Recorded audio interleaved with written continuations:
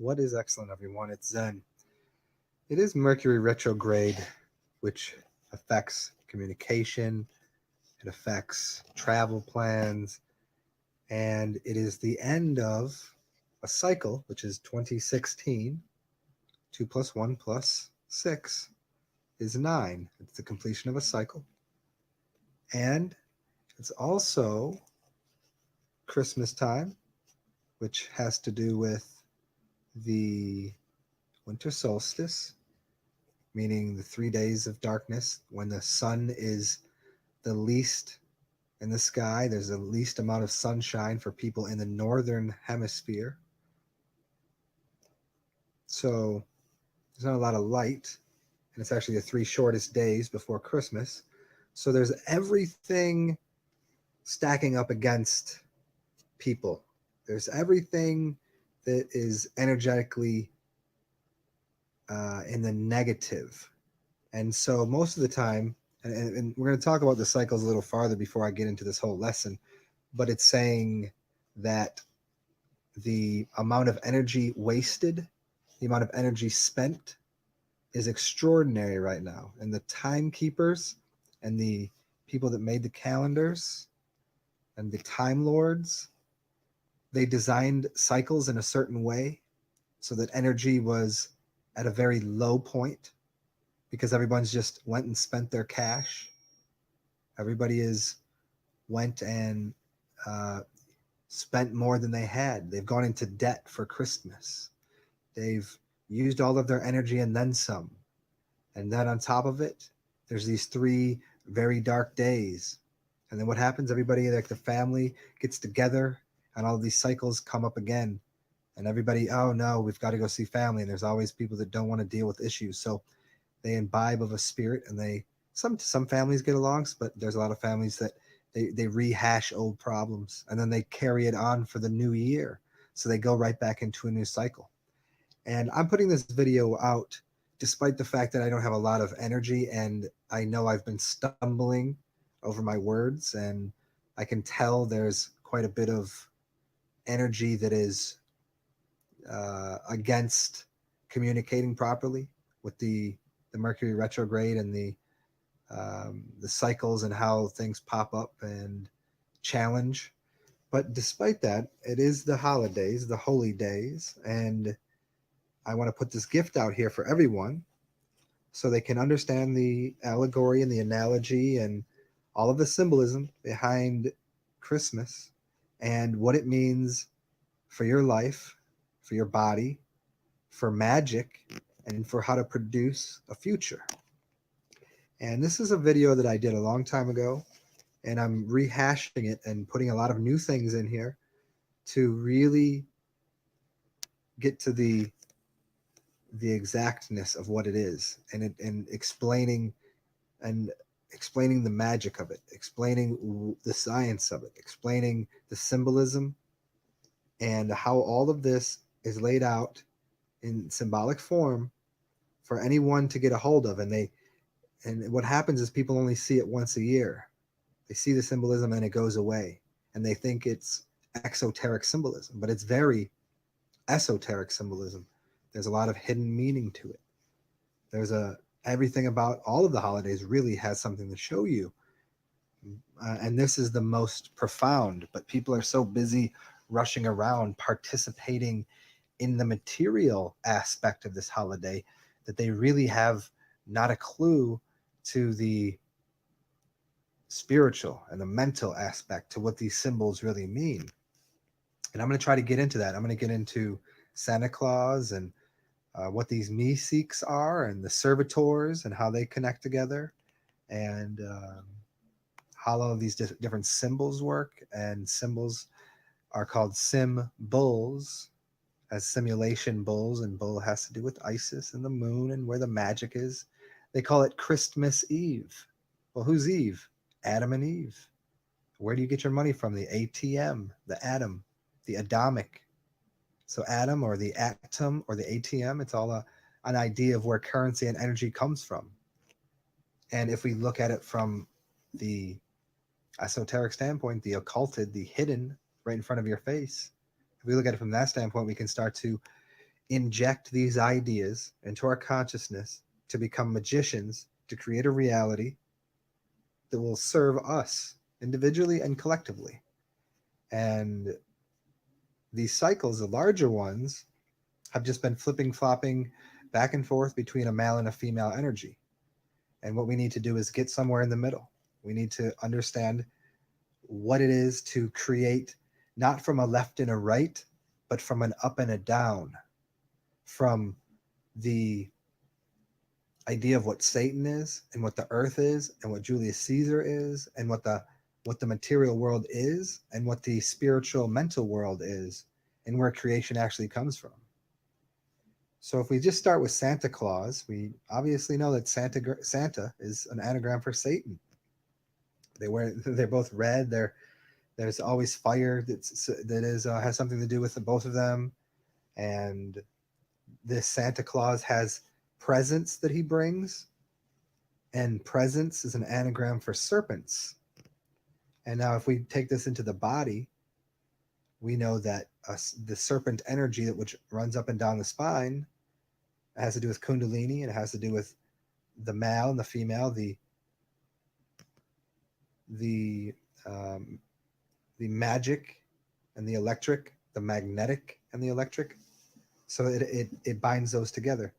And this serpent, which has everything to do with underground and you snakes and serpents and Satan, all are bound together.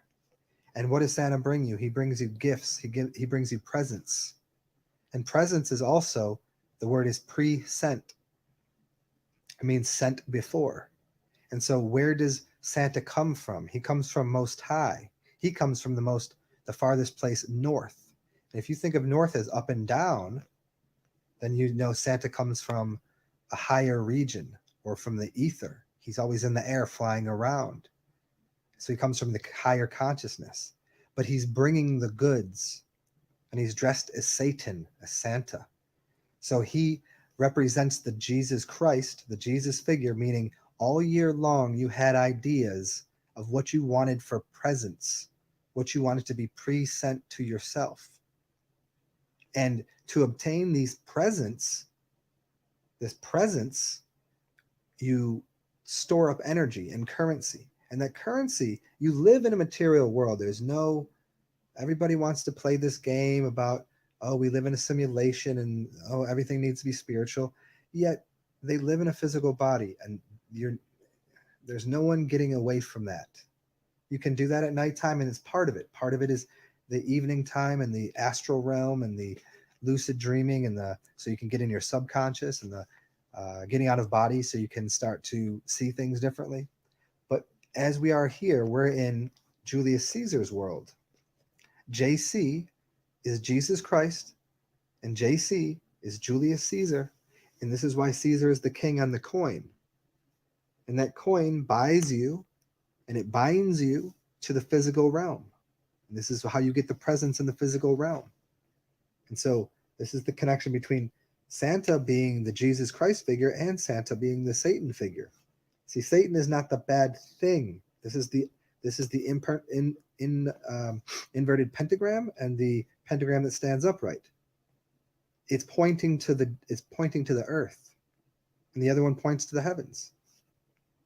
And just like the cross, and Jesus sits on the cross, and the cross is upright, but then you look into what would be called Satanism, and it's flipped upside down.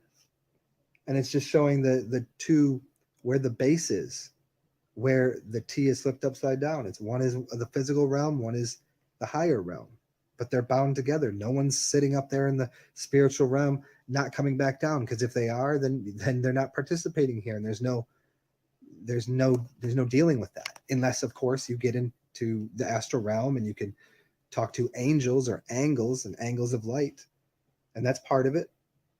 But you don't live your life there. You live lives there. This is absolutely certain, and you gain wisdom, and you have experience, and you gain gnosis and knowledge, and all of this you can experience there, and it's part of this realm too, because that spirit comes back into your physical body. But there's no denying that you live in a physical world.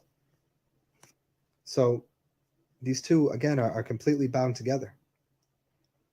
and how to let's get into this coal real quick. A lot of people talk about this this naughty and this nice list.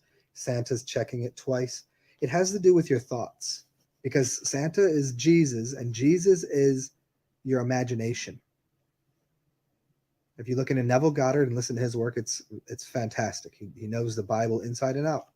He knows a lot of other really esoteric wisdom and occulted wisdom, and binds it to this kind of story. And this has to do with your thought processes. So this Santa figure, he's saying, well, what did you think about all year? Were they good things or were they bad things? And you receive based upon what your thought is. It's what Bruce Lee says. Bruce Lee says, I'm not scared of the man that has tried and practiced 10,000 kicks one time.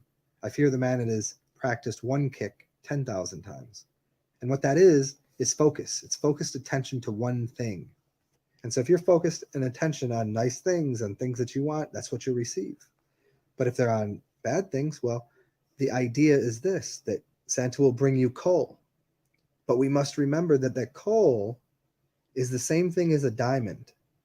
The only difference is that coal is just not pressurized or heated up or organized.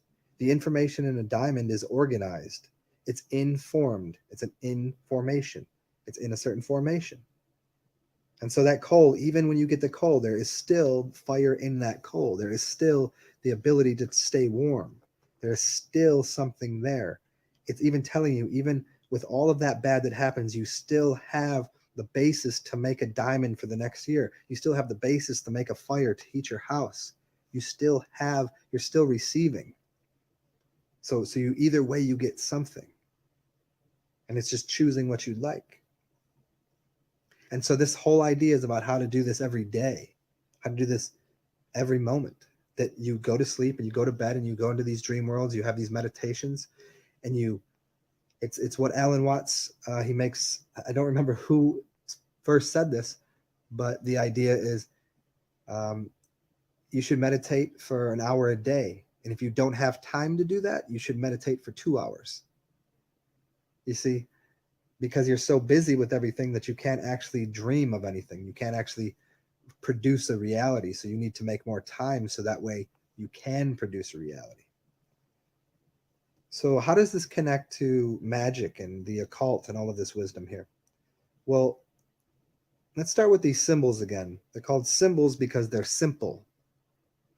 Simple, symbol. They're simulated bulls. And the bull has to do with Isis. It has to do with the moon, magic, what the nighttime is, which is Eve, and evening, Christmas Eve.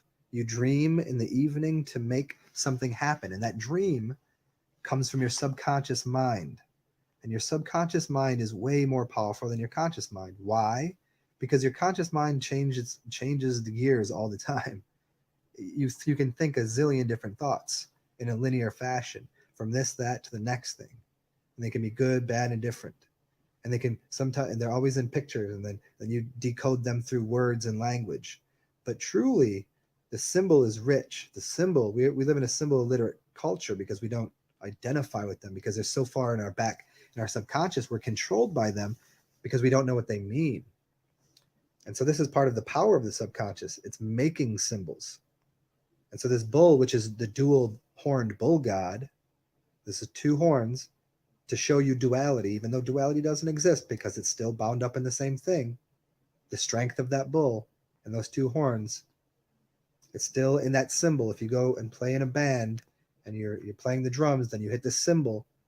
That symbol is putting off a vibration that is it's that tone, and a tone is a note. TONE is NOTE. And so this symbol, which is this tone, what do you call money? You call it a note. So that currency, that energy that's there, is all wrapped up in the language and in the symbolism. So these symbols, as we get into how to make them, I've done this in other videos. We talk about making these symbols so they can speak to your subconscious mind, so it can bypass the filter of your consciousness, so that it creates there. So when you go to sleep, you're in that place. I've done other videos on this, and I'm going to do one after this, possibly tomorrow, and we'll get into all of this further. but I'm just going over the explanation for these things. So Santa Claus is always flying around in the sky. And how does he make all of these presents? He makes them with elves. Elves are a small self. And an S is the snake. ISIS is money, so it's currency. Isis is the moon. It's the symbol on the dollar. It's two snakes. It's a snake wrapped around a single pole. So there's your snake. So a self is an energetic elf. So you are the self, and you make tiny little elves. So Santa Claus makes elves to go and make something for him, to produce the presents that he will deliver to you. And those elves are akin to, if anybody's watched Rick and Morty, to the Meeseeks, because those Meeseeks are made as and what they're called in the magical world is servitors.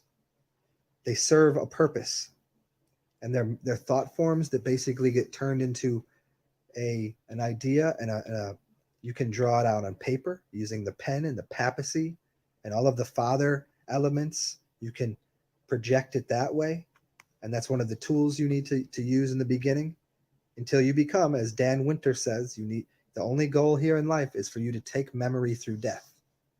And so you die every night, and you die whenever you have an orgasm, meaning that as a man, you've wasted seed, you've wasted energy, and if there was no purpose to that seed to produce something, then you've wasted life. You've killed part of yourself. Unless, of course, you produce a child, and that child doesn't necessarily have to be a physical being. It can be connected to an etheric realm. You can use, just like I've done in other videos, we can use every one of our body fluids. Some are easier to use, some have more power than others, and some are more beneficial due to heightened senses. And so you can use fear base, but you can also use love base. You can use sweating. You can use exhaustion. There's all sorts of things to put charge into these thought forms, and then making symbols. So you can make these servitors to go just like elves and produce the presents to deliver you on Christmas. And Christmas to you is anytime you want it to be. People think of it once as a year in an exoteric fashion, meaning they build up energy and charge throughout the entire year to go into debt for presents and gifts that they had to spend money on.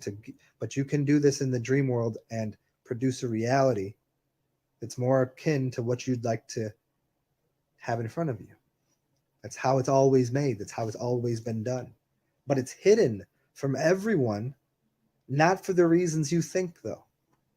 It's the same reason that you hide a knife and matches from a 3-year-old. That's why, because you see all these people, oh man, if I had $1 million, oh, if magic existed, I'd have $1 million. I'd go buy 6 cars and have all have the hottest women, and I would, oh man, it would have the greatest parties and da da. Like, no, that's why you don't know how this works.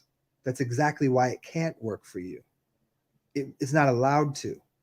It's self-regulating. The system has always been that way. And this is why me saying these things doesn't affect anything in a positive or negative way. If anybody listened to this that couldn't understand it, that wouldn't believe it, then it's self-regulating. And if you do and you use it, then you know certainly that within magic, if you were to do anything that was harmful to someone else, your karma, your reward is going to be severe. It'll come back to you. It has to. If you don't have control of your mind, if you don't have control of the practice, of the art, of your tongue, of how to produce a reality, if you don't have control of these things and you were to try to practice it really quick, you'd get smacked in the face. And so that in that way, it's self-regulating too, because if somebody goes and tries something and they're gonna get the rewards, and then they're gonna be, they'll be jaded by it, and they'll be, that doesn't work, or that didn't turn out right, and they're gonna think of it in a bad way. So it's always self-regulating. So as you become more wise to it, as you become more fluent in the language and the symbolism, in the structure, and into how all of this works, you can start to create a reality that will be more akin to serving yourself while serving others. Because as I've done in other videos, it's always bound together. You can't, if you're a weak person, you can't help people. And if you were only serving yourself, then your existence would be, it'd be fruitless. Nobody would want to be around you. So it's always, some people, it's like this. Some people expend charge in different ways. Sometimes it's back and forth really quick. A little bit of this for a little bit of this, a little bit of this and a little bit of that, and it's back and forth. And throughout a day, people's charge change quickly. Other people go into a cave. Other people go into hermetic seal and put themselves and build up giant charge and then release all of it. There's just different ways of doing it. And it's always existed that way. And then you get to choose how you'd like to. It's just like you go to your job. What are you going to do? You're going to save up money all year and buy that giant item that you wanted? Or are you going to go out and enjoy every day a little differently? That's your choice. It's for you to use. It's your currency. Now, the currency that you have in your body, I always give the solutions to how to cleanse your body so you can build up more charge in it. So you can clean your mind. So you can clean the pathways, your neurology, your system. And then I show you how to take and use oils within your body so you can lubricate your system so the energetic system works better. And also, just like a live wire, around that wire, you always have the rubber. And that rubber maintains and holds the charge. And that's what the oil does within your system. And if you want to have a very clean system, you're going to clean your blood. So we get into all that, and I've done that in other videos. I'm not going to do that again here, but it's all about cleansing your system. So that way, when you start to have energy flux through your system, and you can create in a faster fashion. This is why people have asked me a lot of times, like, well, why don't you have everything that you want? Well, because the quickness, the quickening of getting a response to whatever your thoughts are. If your thoughts aren't perfect, you can be quick to pay for something. So you've got to be very careful with it. Until you get a hold of your mind, creating something has a lot of downfalls. There's self-regulating things. So as we cleanse our body, as our mind stills, as our body gets cleaner, it becomes easier and easier to manifest. And as I was explaining these servitors, there's other different thought forms that you can create. There's different names for them. They're called tulpas. You could look into that. Like I said, the next video I'll get into all of these specifically. The other ones are called egregors. These are, and then we can look at buildings outside of us and these giant corporations. They're called corporations, and they're built based upon the human body. And these things are just outward manifestations of thought forms that someone had that they created by writing it on paper and then producing it. Now you can do that, or you can do it in a different way where you could, and this is a higher technology, and this is almost certainly how the world was created to begin with, that someone's thought was so strong. And we get back into Egypt, and when I was speaking about the pyramids and producing a reality, that the thought was so strong and so vivid that reality was spit out, and that you could actually take these thought forms and put it right out in front of you. And that's probably going to be really far away for a lot of people, but that certainly is the goal, because once you get out of body, once you, if you do die, that's how you get back into a body. You have to be so certain. You put yourself into the situation. You put yourself into a body. You have to be certain that that's what you want. And this is how this reality works here, that during the nighttime, you have to be so sure you want to get out of body, you have to do it in the opposite way. And so we take these thoughts that we have, we know what the symbolism means, we change our brainwave patterns by breathing differently, by using different mudras, by changing our patterning of what we might do during a day. We change the times we might get up, what time we might go to sleep. Little things like this, just little alterations alter your consciousness.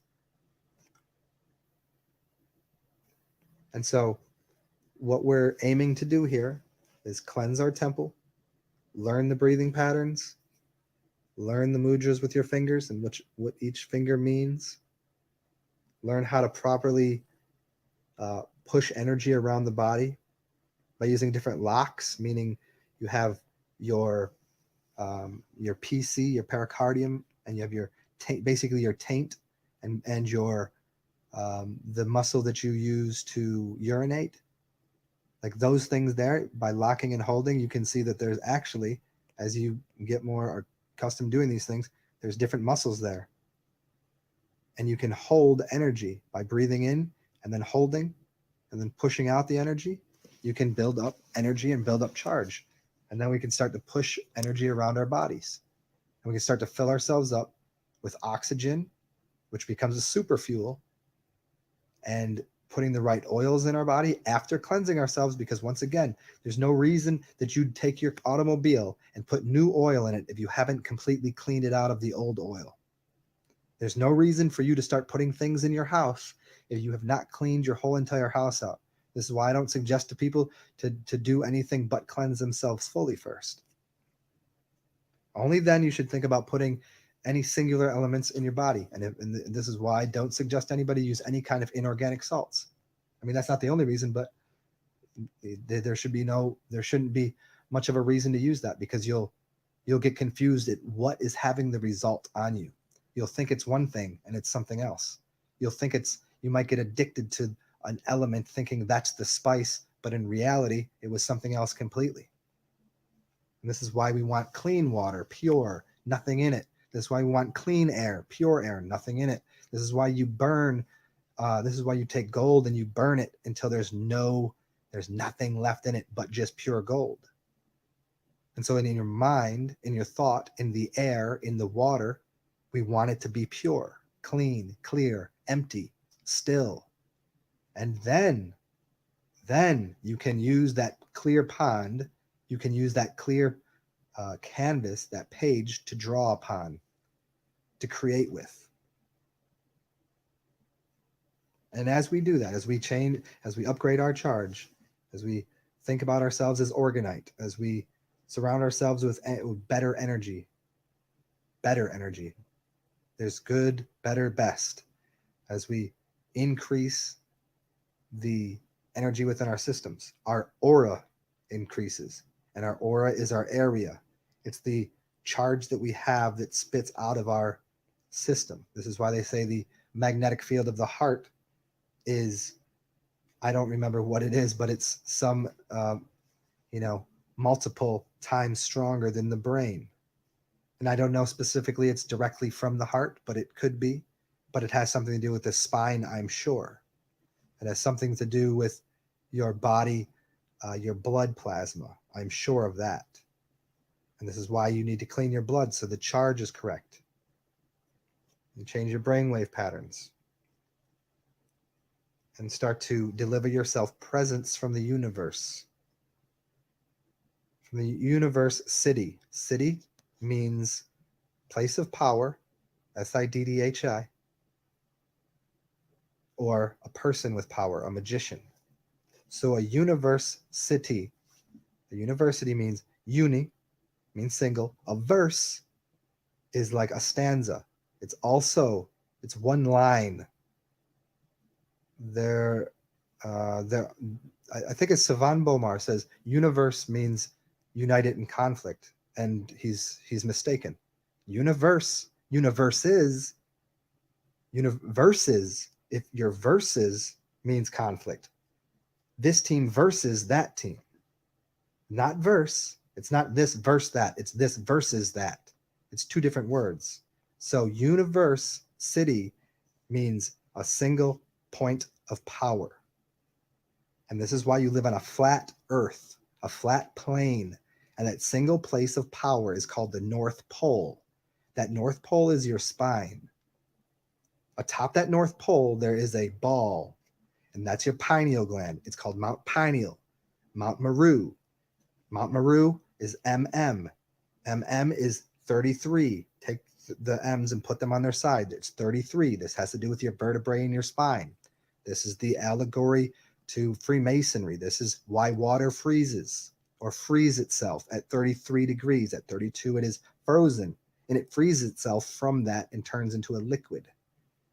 This is your spine. This is all of these numbers. They're placed this way for a reason, because it was the great work that was put outside of you, because you're spitting out this reality. And it's just reflecting back something that was already inside of you.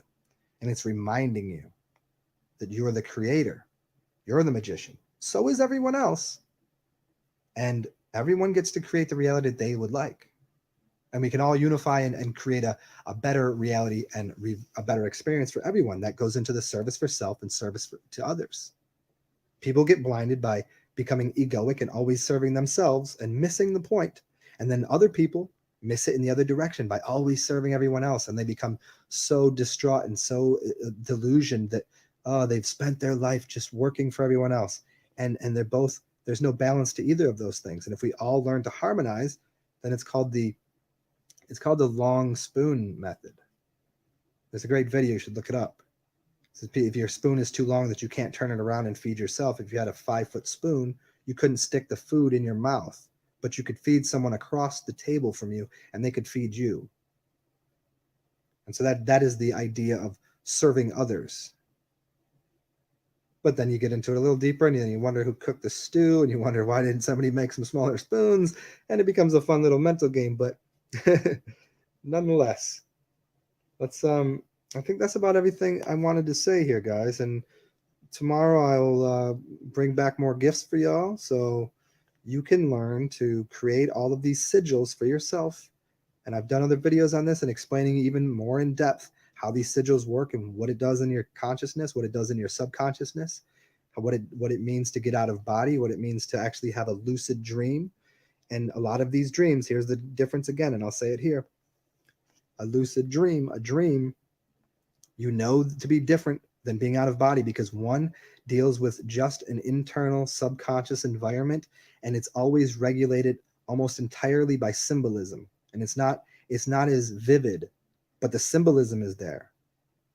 It might be vivid for people, but it's always symbolic. So it's you have to decode it. And that's why it's in your subconscious. But when you're out of body, when you're fully out of body, when you're very aware, the reality can become as vivid, if not more vivid, than the reality that you're living right now. That you can touch things, that you can see things, that you can smell things. It's not just telepathy there. It is sometimes, but you can actually have a conversation. You can physically touch things. You can taste things. You could read a book. It's for people that have been out of body, that have this vivid of experience, that you know exactly what spirituality is, what your spirit is, and what this physical spacesuit is. And it's learning to know the difference between your subconscious mind, decoding that so you can take a better look at your waking life. And then when you get out of body, you can start to look at things and you walk around this reality and you're looking at it from just a different vibration. And you can, just like in the movie Ghost, if you collapse all of the energy, you can move things around in the environment. Spirits are real. So are you would say, as I've done these other videos, we're talking about what the great revealing was, and it was taking the things from most high and bringing the heaven to earth, and also bringing the lower realms up higher, so it collapses it all together to where it is now, so you can see things as they are.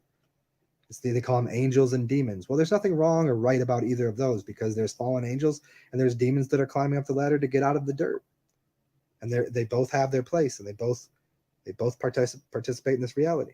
And this is what the revealing is. And the revealing on top of that is that, hey, this is your experience. Who cares about everybody saying about this might be a matrix, or oh, these people out here are doing this, and the news says that. Well, yeah, we got it, but it's your experience, and let's improve that. And then you can start to look around you and say, hey, I know that person. I think that person exists. I want them to have a good experience. And you can start to manifest things for other people. You can look at someone, you can improve their day. How many times have you made someone smile? How many times have you helped and improved someone's outlook on life? So there's the real magic. Magic for yourself and magic for others. So here, I put a little picture of myself over here to the right. And if you want to, throw me some good vibes or throw me some whatever you want, that'd be really beneficial. That would help you. So now you get a mode of having good thought, sending me good thought. Now you're in good thought, and now you send me good energy, and we harmonize off of each other's energy. You get this excellent video. Hopefully this is serving all of you. In return, I get some of your energy, and everybody wins here. Then everybody has a good Christmas. And then we can talk about what 2017 is, and talk about all of these symbolism tomorrow, how to make all of these egregors, how to make these different thought forms, and how to draw them out and start to create your own grimoire. It's called grammar. So you start to use your grammar different, and what it means to be silent and produce something inside of your own consciousness, to produce the pictures inside of your head, to use thought forms and pictures to produce something that comes out of you later, because that's all this is.